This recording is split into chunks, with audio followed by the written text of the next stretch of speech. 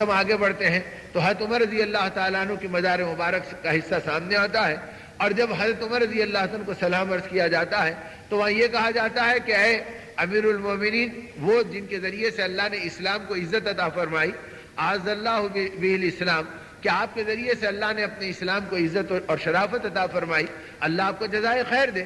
تو حضرت عمر رضی اللہ تعالیٰ کے ذریعے سے اسلام کو غلبہ ملا، علاقے فتح ہوئے، قدموں کے اندر اسلام کے اور اہل اسلام کے آئے، تو یہ ساری خیر و برکت جو دنیا کے اندر پھیلی وہ اجر و ثواب عورتوں کے حصے میں جاتا ہے۔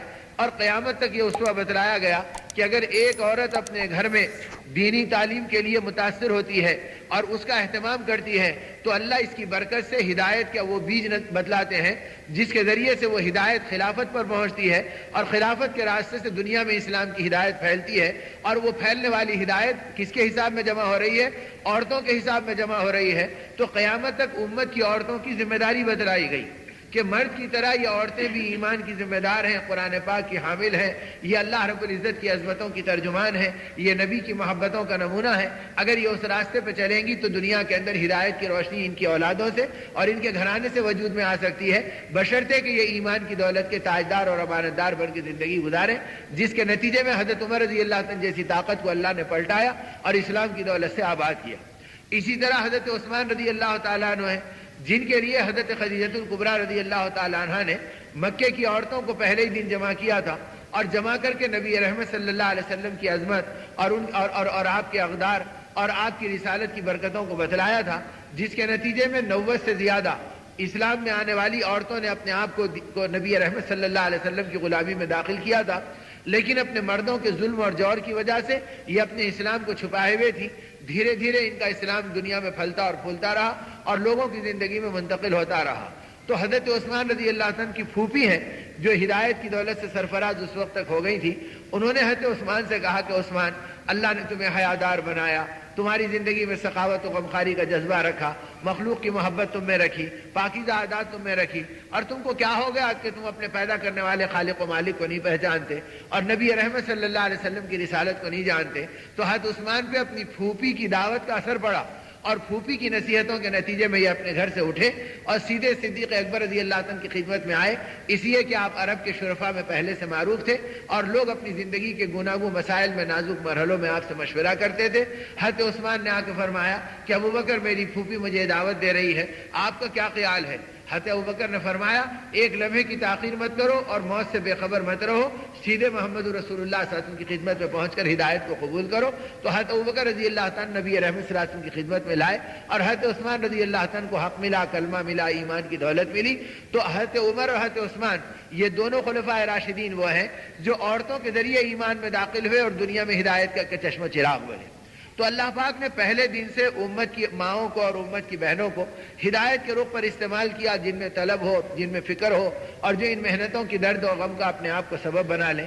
تو اس طرح اللہ رب العزت نے ہمیشہ دینی محنتوں میں اور ایمانی اقدار میں مردوں اور عورتوں کے دونوں کے جوہر کو دکھلایا، اور پھر اتنے دکھلایا کہ غیبی مددیں دنیا میں اتری تو اس میں عورتوں کی زندگیاں نمونے کے طور پر پیش آئیں، اللہ کی مددوں کو پکارنا اور لینا اس میں نمونہ بنی، یہاں تک کہ ایک بندی، ایک خاتون چلی آئی اور اپنے علاقے سے چلی تو قبیلے والوں نے دشمنی کے اندر سب کچھ چھین لیا، آگے بڑھی تو قافلے والوں نے لوٹ لیا، سب کچھ قربان کر کر اپنے چھوٹے سے بچے کو لے کر مدینے میں داخل ہوئی اور بیوگی کے عالم میں پہنچ گئی، اور پہنچنے کے بعد کہا کہ اللہ کے نبی، سب کچھ لٹ گیا، گھر بار اجڑ گیا، خاندان مخالفت پر آ گیا، اور مجھے حق کا پیغام ملا تھا، میں اس پہ جمی رہی اور ساری چیزوں کی قربانی دے کر آپ کی خدمت میں آئی ہوں۔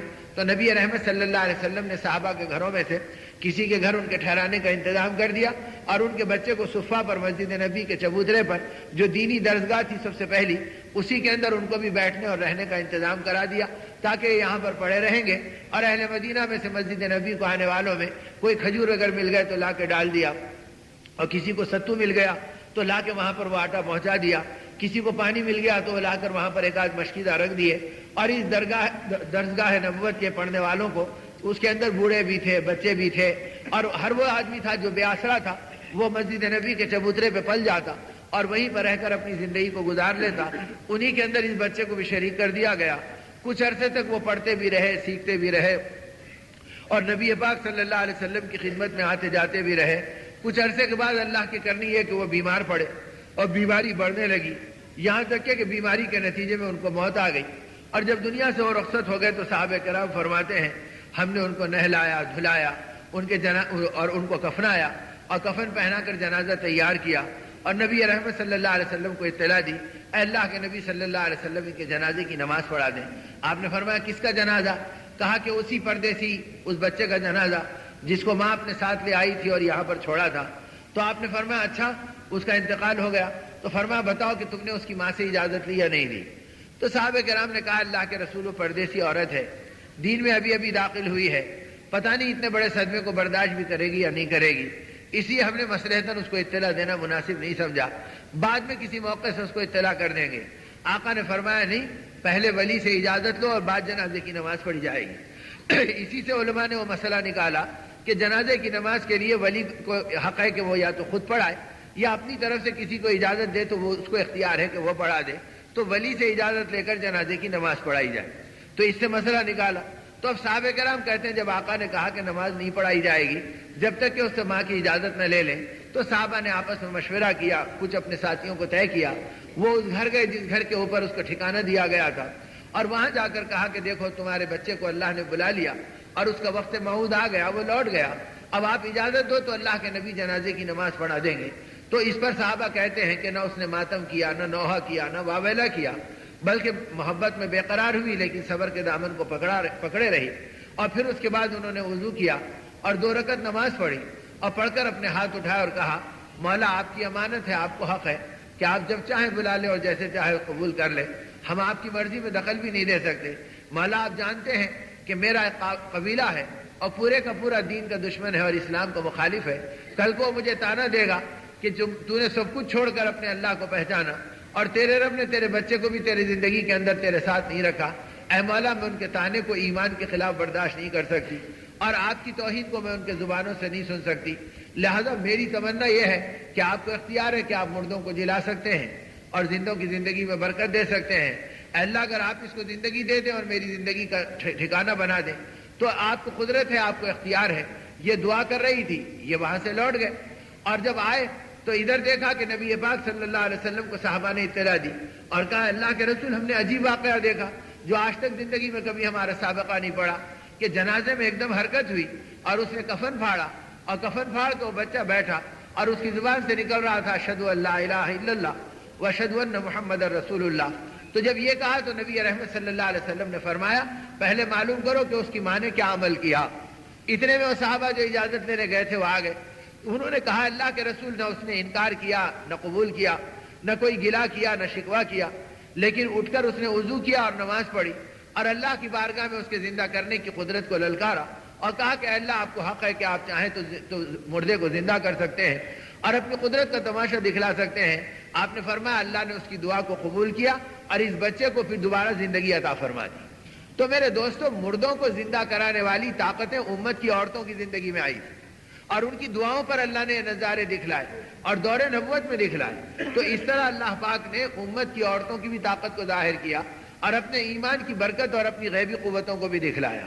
تو اس لیے اصل ہے اطاعت کرنا اور جاننے کے بعد ماننا اور سننے کے بعد عمل کرنا اور اپنی زندگی میں دیکھنا اے اللہ آپ نے اسلام کے گھرانوں میں پیدا کیا، ایمان کے سائے میں ہم کو پرورش عطا فرمائی۔ اب ہماری زندگی میں کتنے اعمال ہیں جو سنت کے خلاف ہیں اور کتنی ادائیں ہیں جو نبی کے دشمنوں کی ہمارے گھروں میں پل رہی ہیں اور ہماری زندگی میں چل رہی ہے، اور کبھی ہم نے نہیں سوچا کہ یہ اعمال وہ ہیں کہ جن کی اصلاح کرنی چاہیے اور ہم کو ان سنتوں پر اور اس راستے پر اپنی زندگیوں کو جمانا چاہیے۔ اس کے لیے اپنی محبتوں کو اپنی اطاعت سے پیش کرنا۔ محبت نعرے بازی کا نام نہیں ہے، محبت ہلڑ بازی کا نام نہیں ہے، محبت ادھر ادھر کے تانے و طنز کا نام نہیں ہے، محبت تو اطاعت کا اور اپنے نبی کی محبت میں مر مٹنے کا نام ہے۔ اگر اس راستے پہ زندگی چل گئی تو ہماری زندگیاں بھی پاکیزہ ہوں گی، ہمارے بچوں کی زندگیاں بھی صحیح ہوں گی، ہمارے گھرانے بھی پاکیزہ بنیں گے۔ نبی پاک صلی اللہ علیہ وسلم نے امت کو اس راستے پہ ڈالا تھا، اور جتنے اتقیاء اور اولیاء کی زندگیاں ہیں ان میں جو کمالات ملتے ہیں، ان میں جو کرامات ملتے ہیں، اس میں جو اللہ کی غیبی حمایتیں ملتی ہیں، وہ سب اس بنیاد پہ ملتی ہیں کہ یہ ایمانی بنیاد پر اپنی زندگی کو گزارے۔ مجدد الفسانی رحمۃ اللہ علیہ کے صاحبزادے حضرت خواجہ معصوم سرہندی رحمۃ اللہ علیہ، ان کی زندگی میں آتا ہے کہ ان کے 2 بچے مسجد کے دروازے پہ آتے تو لوگوں کے چہرے دیکھتے اور جوتیوں کو دیکھتے، کچھ کو ادھر ہٹا دیتے کچھ کو ادھر ہٹا دیتے۔ لوگ پوچھتے کہ صاحبزادے کیا کر رہے ہیں؟ تو کہتے کہ یہ جنتیوں کے ہیں یہ جہنمیوں کے ہیں، تو لوگوں کی چیخ نکل جاتی۔ خواجہ صاحب کو اطلاع ہوئی تو انہوں نے بچوں کو بلایا اور فرمایا صاحبزادو کیا کر رہے ہو؟ تو فرمایا ابا جان کچھ نہیں کرتے، اللہ کے گھر پہ آتے ہیں تو اللہ کی جنت نظر آتی ہے اور اللہ کی جہنم نظر آتی ہے۔ اب یہاں پوری زندگی گزارنے کے بعد اللہ کے گھر میں اللہ یاد نہیں آئے اور اللہ کے گھر میں اللہ کی عظمت دلوں میں نہیں اتری، بلکہ آدمی یہاں کے پنکھوں کو دیکھتا، فرش کو دیکھتا، دیواروں کو دیکھتا، کاریگری کو دیکھتا اور بیٹھتا تو اپنے اغراض کی باتوں کو کرتا، اپنی چیزوں میں لگتا، اور عبادتوں میں کھڑے ہیں تو اللہ کی عظمت سے محو ہونے کے بجائے آخرت سے غافل ہیں اور دنیا میں دل و دماغ چل رہے ہیں۔ اب جب زندگیوں میں دینداری کا ماحول بنا اور اطاعت کا ماحول بنا تو اس کی برکتیں اتنی آئی کہ معصوم بچے اللہ کے گھر پر اللہ کی جنت و جہنم کو دیکھتے تھے اور اس میں جنت والوں اور جہنم والوں کا دیدار کرتے تھے۔ تو کہا کہ ہم تو جنت و جہنم دیکھتے ہیں، جو جنت میں نظر آتا ان کی جوتیاں جنت کی طرف کر رہے ہیں، جو جہنم میں نظر آتا ان کی جوتیاں جہنم کی طرف کر رہے ہیں۔ تو اس پر لوگوں کی چیخیں نکلنے لگی۔ تو خواجہ صاحب رحمۃ اللہ علیہ نے دعا یہ کی، اے اللہ میرے بچوں کی اس کیفیت کو ختم فرما دے، سلب فرما دے، ورنہ لوگوں میں فتنہ پڑ جائے گا اور لوگوں کے سینے پھٹ جائیں گے۔ تو آپ نے دعا کی، پھر اس کے بعد فرمایا اچھا یہ بتاؤ کہ کوئی غیر کا گھر ہمارے خانقاہ سے قریب میں ہے؟ لوگوں نے بتایا ہاں ایک بت پرست فاصلے پہ رہتا ہے۔ فرمایا جلدی جاؤ اور اس کے گھر سے کلیا پانی لے آؤ، اور پانی ایک کلیا منگا کر دونوں بچوں کو ایک ایک گھٹ پلا دیا۔ فرمایا اب بتاؤ کیا نظر آ رہا؟ فرمایا ابا جان اب کچھ نظر نہیں آتا۔ تو فرمایا اللہ تیرا شکر ہے کہ تو نے اس کیفیت کو سلب کر لیا۔ لیکن اس واقعے پہ صالحین یہ کہتے ہیں اگر ایک گھٹ پانی پینے پہ جنت و جہنم کا دکھنا بند ہو گیا تو جو لوگ غیروں کے طریقے پہ زندگی گزارتے ہیں ان کی آخرت کا کیا ہوگا؟ تو اسی اپنی زندگی کو غیروں کے طریقے پہ نہیں گزارنا ہے، بلکہ قرآن پاک کی روشنی میں گزارنا ہے، حدیث پاک کی تعمیل میں گزارنا ہے، آقا کی منشا پر زندگی کو گزارنا ہے۔ اسی لیے رمضان المبارک ہماری تربیت کے لیے ملا، اور اس راستے پہ جو مرد و عورت اپنی زندگیوں کو سنوارے اللہ نے ان کی زندگیوں کو پاکیزگی دی، حیا دی، عفت دی، اور ان کی اولادوں کو دین اور ایمان کی دولت دی۔ اب یہ عظمت قرآن جب اس طریقے سے زندگی میں آیا تو اس سطح تک آیا کہ حضرت خواجہ اجمیری رحمۃ اللہ علیہ جب دہلی تشریف لائے اجمیر سے تو لوگ آپ کی زیارت اور محبت میں دیدار کے لیے تڑپ گئے اور امٹ پڑے۔ تو اس وقت مجمع کے اندر لوگوں نے دیکھا کہ ایک معصوم بچہ آیا اور لانے والے نے کہا کہ حضرت اس کی ماں خانقاہ کے باہر چادر میں لپٹی کھڑی ہے، اور یہ معصوم بچہ جو بھی بولنے کے لائق بنا ہے اور 3.5-4 سال کی عمر کو پہنچا ہے حضرت کی خدمت میں پیش ہے کہ حضرت اسے دعا بھی دے دیں اور اس کو اللہ کا پاک کلام سکھلا دیں تاکہ یہ بات کرنے کے لائق بنا تو سب سے پہلے اللہ کا نام لے۔ تو حضرت خواجہ اجمیری رحمۃ اللہ علیہ نے محبت سے دیکھا اور اپنے خلفائے اجل میں قاضی حمید الدین ناگوری رحمۃ اللہ علیہ ساتھ میں تھے، ان سے فرمایا کہ تم اسے کلام الہی سکھلاؤ، میں توجہ دوں گا، دعا دوں گا، یہ کہہ کر ان کی طرف متوجہ کیا۔ انہوں نے معصوم بچے کو دیکھ کر کہا کہ بیٹا پڑھو اعوذ باللہ من الشیطان الرجیم، ٹکڑے کر کر کے پڑھانا چاہا تاکہ معصوم بچہ آسانی سے پڑھ لے، لیکن جو ہی انہوں نے اعوذ باللہ من الشیطان الرجیم رکتے رکتے سنا تو فوراً بے تکلف پورا اعوذ باللہ من الشیطان الرجیم بے تکلف اور بے باک پڑھ دیا، اور اس پڑھنے میں جاذبیت بھی تھی، نورانیت بھی تھی، روحانیت بھی تھی۔ پھر بسم اللہ الرحمن الرحیم پڑھا تو ان دونوں بزرگوں کو خوشی ہوئی کہ معصوم بچہ بغیر ہمارے پڑھائے ایک ہی سانس میں پڑھ رہا ہے۔ پھر انہوں نے الحمدللہ رب العالمین شروع کیا تو ولدالین تک پوری سورت سنا دی، اور خوشی ان اللہ والوں کی بڑھ گئی کہ کیسی نیک ماں ہوگی جس نے اپنے بچے کو اس معصوم زمانے میں اس کم عمری کے اندر سورہ فاتحہ بھی سکھلا دیا، اور یہ بچہ اس پورے فاتحہ کو بلا تکلف سنا رہا ہے۔ ابھی یہ خوشی میں تھے کہ اس نے الف لام میم کہا اور ذالک الکتاب لا ریب فیہ سے ایک رکوع سنا دیا اور دوسرا رکوع پڑھنا شروع کر دیا بچہ۔ اب یہاں تک کہ پڑھتے پڑھتے اس کی سانس کم عمری کی وجہ سے پھولنے لگی اور تھکاوٹ چہرے پہ آنے لگی، تو ان بزرگوں نے پیٹھ تھپکا اور کہا بیٹا اب بس کرو، اب آگے تم سے کل سنیں گے۔ دوسرے دن بچہ آیا، پھر اس سے کچھ سننا شروع کیا تو 2-3 دن میں وہ معصوم بچہ قرآن پاک کا 1.25 پارہ زبانی سنا دیا۔ تو ان بزرگوں کو اللہ والوں کو حیرت بھی ہوئی، مسرت بھی ہوئی، تو حضرت خواجہ اجمیری رحمۃ اللہ علیہ نے اپنے خادم کو بھیجا اور کہا کہ اس بچے کے گھر پر جاؤ اور اس کی ماں سے پوچھو کہ تم نے کیسے اس کی تربیت کی کہ یہ قرآن پاک کا 1.25 پارہ خود ہی زبانی سکھا دیا، ہم کو سکھانے کا کوئی موقع نہیں ملا۔ جب یہ اطلاع ماں کو پڑی تو ماں سجدے میں گر پڑی اور گر کر اللہ کا شکرانہ ادا کیا اور کہا کہ حضرت خواجہ صاحب سے کہہ دینا مجھے امید ہے انشاءاللہ کہ میرا بچہ اب 16 پارے قرآن پاک کے آپ کو زبانی سنائے گا انشاءاللہ، اور آگے اسے سکھانا پڑے گا۔ تو ان بزرگوں کو اور تعجب ہوا، جب وہ آگے سنتے چلے گئے تو ہر دن 1 پارہ سنا رہے ہیں، 1.5 پارہ سنا رہے ہیں، یہاں تک کہ کئی دنوں میں انہوں نے 16 پارے اس معصوم بچے نے زبانی ان اللہ والوں کو اور زمانے کے اولیاء کے امام کو سنا دیا۔ اس کے بعد یہ رک گیا. اب قرآن رکھتے تو نہیں پہچانتا کہ یہ کیا کتاب ہے. معصوم بچہ ہے, نہیں جانتا. زیر و زبر بتاؤ بیٹا تو وہ نہیں جانتا کہ زیر کس کو کہتے ہیں, زبر کس کو کہتے ہیں. اور جب اس کے بعد کہا کہ تم آگے نہیں جانتے اور اتنا قرآن تم نے یاد کیا, جب ماں سے اس کی تفصیل پوچھی تو ماں نے کہا کہ حضرت جب اللہ نے یہ امانت میرے پیٹ میں دی تو میں فکر مند تھی کہ اللہ مجھے ایسی اولاد دے جو دین کی سچی خدمت کرے, آپ کے نام کو دنیا میں پھیلائے, آپ کے نبی کے نام کو روشن کرے.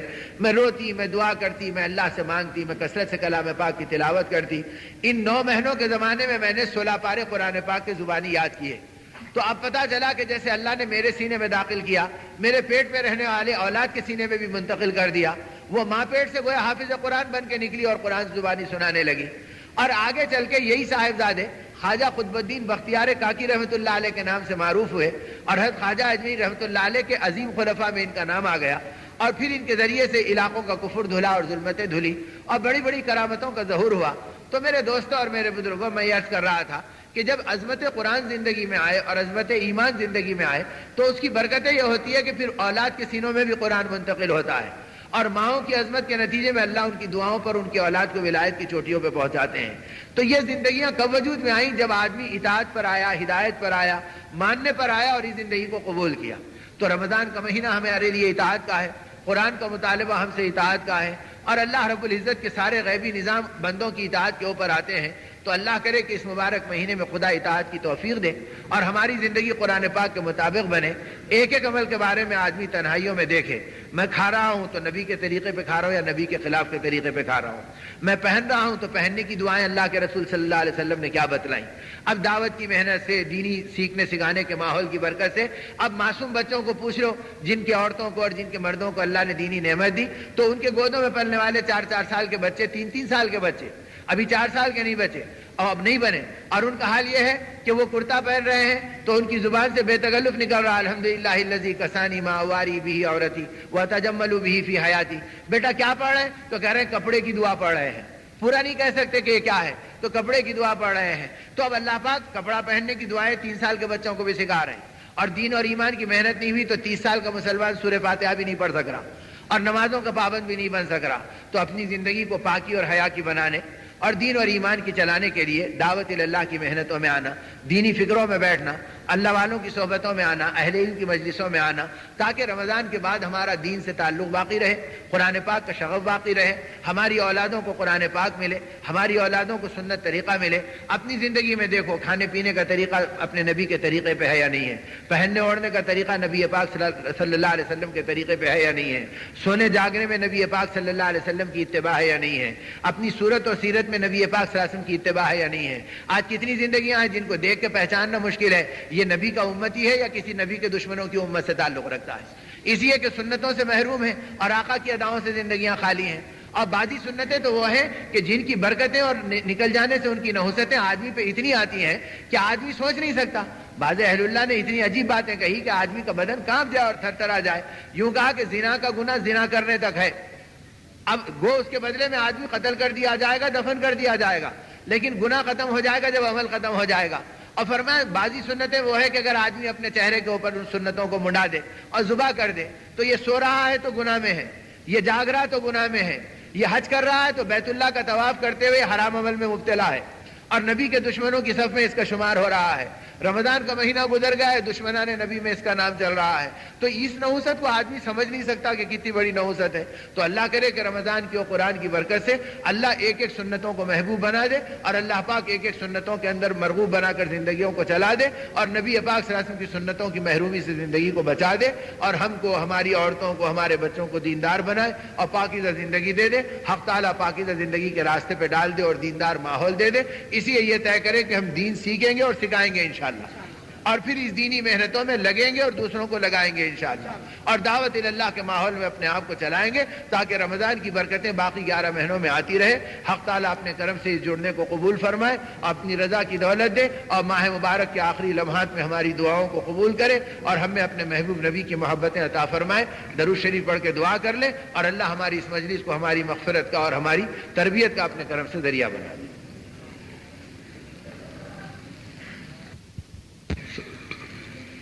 دیکھو بیٹے آگے کم از کم اس کا اہتمام کرو.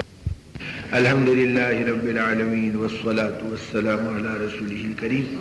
اللهم ربنا ظلمنا أنفسنا وإن لم تغفر لنا وترحمنا لنكونن من الخاسرين. اللهم يا أول الأولين ويا آخر الآخرين ويا ذا القوة المتين ويا راحم المساكين ويا أرحم الراحمين. اللهم يا حنان يا منان يا بديع السماوات والأرض يا ذا الجلال والإكرام يا حي يا قيوم برحمتك نستغيث. اللهم أصلح لنا شأننا كله ولا تكلنا إلى أنفسنا طرفة عين ولا تنزع منا صالح ما أعطيتنا. اللهم يا مقلب القلوب ثبت قلوبنا على دينك ويا مصرف القلوب صرف قلوبنا على طاعتك. اللهم طهر قلوبنا من النفاق وأعمالنا من الرياء وألسنتنا من الكذب وأعيننا من الخيانة فإنك تعلم خائنة الأعين وما تخفي الصدور. اللهم اشرح صدورنا للإسلام. اللهم حبب إلينا الإيمان وزينه في قلوبنا وكره إلينا الكفر والفسوق والعصيان. اللهم اجعلنا من الراشدين. اللهم اجعلنا من التوابين. اللهم اجعلنا من المتطهرين. اللهم اجعلنا من عبادك الصالحين. اللهم اجعلنا من المتقين. اللهم اجعلنا من المؤمنین. اے اللہ اپنے کرم سے ہمارے گناہوں کو معاف فرما. اے اللہ ماہ مبارک آپ نے عطا فرمایا اور اب اس کی رخصتی کے ایام اور لمحات باقی رہ گئے. اے اللہ اس مہمان کو ہم سے ناراض مت فرما. ہمارے ٹوٹے پھوٹے روزوں کو قبول فرما لیجئے. اے اللہ ہماری کمزور عبادتوں کو قبول فرما لیجئے. اے اللہ اطاعت کی توفیق دے دیجئے. اپنے اور اپنے نبی کی محبت اور عظمت نصیب فرما دیجئے. اے اللہ عظمت کی شہادت اپنے اعمال کو آپ کی مرضی کے مطابق بنانا اور آپ کے حبیب پاک صلی اللہ علیہ وسلم کے بتلائی ہوئی سنتوں کے مطابق ڈھالنا اے اللہ ایک ایک مسلمان کے لیے آسان فرما دیجئے اور ہر ایمان والے کو ایمان پر چلنا اور اسلام پہ جینا اپنے کرم سے آسان فرما دیجئے. اے اللہ جیسے یہ ماہ مہمان گزر گیا اور دیکھتے دیکھتے یہ زندگیاں بھی گزر جائیں گی, یہ چمکتی آنکھیں بند ہو جائیں گی, اس کا نور چھن جائے گا, یہ بدن ٹھنڈا پڑ جائے گا اور ہمیں لوگوں کے کاندھوں پہ قبروں کے کنارے تک پہنچا دیا جائے گا. اے مولا اس وقت ہم بے بس ہوں گے. اے اللہ اس ماہ مبارک کو ہماری شفاعت کا ذریعہ بنا دے. اے اللہ اس قرآن کو ہمارا سفارشی بنا دے. اے اللہ اپنے کرم سے ان روزوں کو ہماری مغفرت کا سبب بنا دے. اے اللہ یہ مغفرت کا مہینہ ہے. اے اللہ یہ آپ کی رحمتوں کا مہینہ ہے. اے اللہ یہ خصوصیت سے یہ دہا جس میں ہم آپ سے بھیک مانگ رہے ہیں اور توبہ کے دروازے کو کھٹکھٹانے کے لیے بیٹھے ہیں. اے مولا یہ دہا تو اے اللہ جہنم کی آگ سے خلاصی کا دہا ہے اور آپ ہی نے فرمایا کہ اپنے نبی پاک صلی اللہ علیہ وسلم کے ذریعے سے کہ اس مہینے میں ہر روز افطار کے وقت آپ 10 لاکھ ایسے انسانوں کو جنت کا مستحق بناتے ہیں جو جہنم جن پہ واجب ہو گئی تھی آپ ان کو جہنم سے بچا لیتے ہیں. اے مولا اپنے کرم سے ہم سب کو بھی جہنم سے بچا لے. اے اللہ ہمارے لیے بھی جنت کے فیصلے فرما دے اور ہمارے لیے بھی مغفرت کے فیصلے فرما دے. اے مالک یہ زندگی بے اعتبار ہے, دنیا کے دلدل میں ہم لٹ گئے, خواہشات میں ہماری زندگیاں برباد ہو گئی. اے مولا اپنے کرم سے ہمارے گناہوں کو معاف فرما, ہمیں توبہ کی توفیق عطا فرما. بے شک ہماری راتیں بھی آپ کی بغاوت میں گزر گئی, ہمارے دن بھی آپ کی نافرمانیوں میں ڈوب گئے. اے رات اور دن کے جاننے والے اللہ ہمارے گناہ ہم نے اپنے دوستوں سے چھپائے اور اپنے بڑے چھوٹوں سے چھپائے, لیکن مالک آپ علیم ہیں, آپ خبیر ہیں, آپ جاننے والے ہیں, باخبر ہیں. اے مولا آپ ہی سے معافی کی بھیک مانگتے ہیں. اے مولا آپ ہی نے فرمایا اگر تمہارے گناہ پہاڑوں کے برابر بھی ہوں اور سمندر کی جھاگ کے برابر بھی ہوں تو میری رحمت تمہارے گناہوں سے زیادہ وسیع ہے. مجھ سے مانگو میں تمہارے گناہوں کو دھو دوں گا اور میں معاف کر دوں گا. اے معاف کرنے والے مولا ہمارے گناہوں کو معاف فرما دے, ہمارے قصوروں کو درگزر فرما دے. اے اللہ دلوں کی دنیا کو بدل دے, وہ محبت و عظمت دے دے کہ آپ کے حبیب کی ایک ایک ادا ہمیں محبوب بن جائے اور آپ کے نبی کی ایک ایک سنتیں ہمیں مرغوب بن جائے. ہم اور ہمارے گھرانے اور ہماری نسلیں اس دین کے اوپر چلنے والی بن جائیں اور آپ کے محبوب صلی اللہ علیہ وسلم کے طریقوں کی امین بن جائے. اے مولا اپنے کرم سے ہمیں پاکیزہ زندگی دے دے. اے اللہ اس زمانے میں جب کہ آپ کے نبی کی امت ایک نازک دوراہے پہ کھڑی ہے اور دشمن سارے حربے استعمال کر رہا ہے, اے اللہ آج کتنی عورتیں بیوہ ہو رہی ہیں, اے اللہ ان کا سہاگ اجڑ رہا ہے اور دشمن اے اللہ کتنے ایمان والے بندوں کو قلاقمہ کر رہا ہے. اے مولا ہمیں پتہ بھی نہیں ہے, ہم اپنے کھانے پینے میں مست ہیں. اے اللہ ہمیں امت کا غم دے دے. اے اللہ ہمیں امت کی بے قراریاں دے دے. اے اللہ ہمیں ان یتیم بچوں پہ کرم کرنے والا بنا دے. اے اللہ ان گھرانوں پر رحم کی آنکھوں سے دیکھنے کی توفیق عطا فرما دے. اے اللہ اپنی زندگیوں کو ایمان اور اعمال پہ چلانا اور دوسروں کی ضرورتوں میں کام آنے والا اپنے کرم سے بنا لے. اے مولا ایمان پر خاتمے کی دولت دے دے. اے اللہ ایمان پہ خاتمے کی دولت دے دے. اگر یہ ہچکی نکل گئی اور اے اللہ شیطان ہم پہ مسلط ہو گیا تو مولا زندگی بھر لٹ جائے گی اور آخرت کے سارے خطرے میں پڑ جائیں گے۔ اے مالک اپنے اپنے وقتوں پر حسن خاتمے کی دولت عطا فرما، بری موت سے بچا لے، بری موت سے ہمیں بچا لے۔ اے مولا ہمیں سچی پکی زندگی عطا فرما، ہمارے قرضداروں کے قرضوں کو غیبی خزانوں سے ادا فرما، ہمارے بیماروں کو صحت عطا فرما۔ اے اللہ موذی و مہلک امراض سے بچا لے، اے اللہ ہر طرح کی پریشانیوں سے ہمیں نجات عطا فرما دے، اے اللہ ہر الجھن اور فتنے سے ہماری اور ہماری نسلوں کی قیامت تک کے لیے حفاظت فرما دے، دین کا داعی ہر فرد امت کو بنا دے۔ اے اللہ اپنے کرم سے بے اولادوں کو اولاد نصیب فرما، ہماری اولادوں کو دین کا طاعت گزار بنا دے۔ اے اللہ ایمان کی محنتوں پہ کھڑا فرما دے، امت کی بیٹیوں کو جن کے رشتے باقی ہیں پاکیزہ رشتے عطا فرما دے۔ اے اللہ امت کے بیٹوں کو باشعور بنا دے اور ایمانی تقاضوں پہ زندگی کا گزارنا اور نکاحوں کا صحیح بنیادوں پہ کرنا آسان فرما دے۔ اے اللہ اپنے کرم سے پاکیزہ زندگی میں امت کو جوڑ دے۔ مولا آپ کے حبیب کی امت ہے، بڑی کٹی کٹائی ہے اور دشمنوں نے اسے بہت توڑا ہے۔ اے اللہ آپ جوڑ دیجئے، آپس میں قریب کر دیجئے، ایک اور نیک بنا دیجئے، اور اے اللہ تمام زمانے کے فتنوں سے بچا دیجئے۔ اے اللہ اس آفات سماوی سے، اس طوفانی مسائل سے اے اللہ ایک ایک فرد بشر کی حفاظت فرما۔ اے اللہ جو پریشان ہو گئے ان کو نعم البدل عطا فرما، اور اے اللہ ہم سب کو ان مسائل میں گرنے سے بچا لے اور ان مصیبتوں میں گرفتار ہونے سے بچا لے، آخرت کے مسائل سے بھی بچا اور دنیا کے حوادث سے بھی بچا لیجیے۔ اے اللہ اپنے کرم سے ہماری دعاؤں کو قبول فرما، تمام امور میں ہمارے انجام کو خیر فرما۔ ہمارے محسنین و مشفقین جو اس دنیا سے رخصت ہو گئے آپ کی بارگاہ میں پہنچ گئے، انہیں اپنی شان نشان جزائے خیر عطا فرما اور جنت الفردوس ان کے لیے مقدر فرما۔ ان میں ہمارے ماں باپ، عزیز و اقارب اور محسنین و مخلصین کو شامل فرما، اور اللہ موجودین کی بھی مغفرت فرما، اور اللہ ہم سب کو بھی صحیح راستے پہ چلا دے اور اپنے محبوب بندوں کے عمروں میں برکت عطا فرما، اور تعدیر ان کے سائے کو ہمارے سروں پہ سلامت فرما۔ ان کی ان کے سینوں میں ہماری محبتیں دے دے اور ہمارے قلوب میں ان کی عقیدتیں دے دے، اور ان سے استفادے کی راہوں کو آسان فرما دیجیے۔ اے اللہ اپنے کرم سے ہماری دعاؤں کو قبول فرما۔ اللہم اغفر لنا وللمؤمنین والمؤمنات والمسلمین والمسلمات، صلی اللہ تعالی علی خیر خلقہ ونور عرشہ محمد وآلہ وصحبہ اجمعین، والحمد للہ رب العالمین۔